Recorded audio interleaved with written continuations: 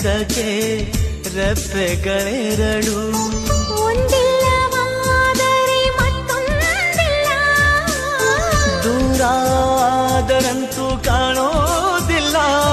ಒಂದೇ ಪ್ರಾಣದ ಜೋಡಿ ದೇಹದ ಬಾಳಲಿ ನೋಡುವ ಹಂಸವೇ ಹಂಸವೇ ಹಾಡುವ ಸೃಷ್ಟಿಯ ಸಂಭ್ರಮ ನೋಡುವ